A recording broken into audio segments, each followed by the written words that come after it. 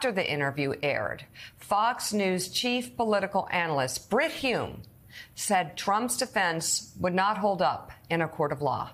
Watch. His answers on the matters of the law seemed to me to verge on incoherent. He seemed to be saying that the documents were really his and that he didn't give them back when he was requested to do so and when they were subpoenaed because, he wasn't ready to because he hadn't sorted them and separated the classified information or whatever from his golf shirts or whatever he was saying. It was not altogether clear what he was saying, but he seemed to believe that the documents were his, that he had declassified them, evidence to the contrary, and therefore he could do whatever he wanted with them, which I don't think is going to hold up in court. Yeah, none of that's going to hold up in court. And Brit's absolutely right. Elise, it was incoherent. And I must say, incoherent, incriminating, and stupid. And I say that by saying Donald Trump actually wants people to believe that in his transcript, he's looking at a document telling an aide, I can't declassify this now. I could have declassified it when I was president of the United States, but I can't now. And then later in the interview, why in 2022? He lost the election in 2020. In 2022, why did he hide the documents?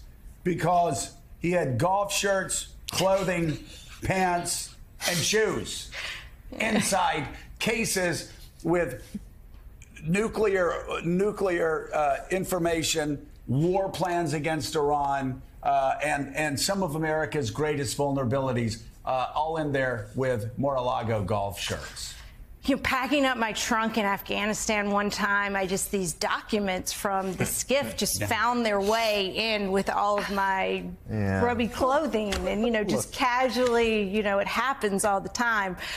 This is beyond bizarre. I think we're just hammering in on all these I's here. Incompetent, just completely irrational and out of touch with reality, but also just plain idiotic. I mean, this is gotten to the point of he's talking in circles. I don't know why he's talking, first of all. He has no reason to be going out and doing these interviews and incriminating himself.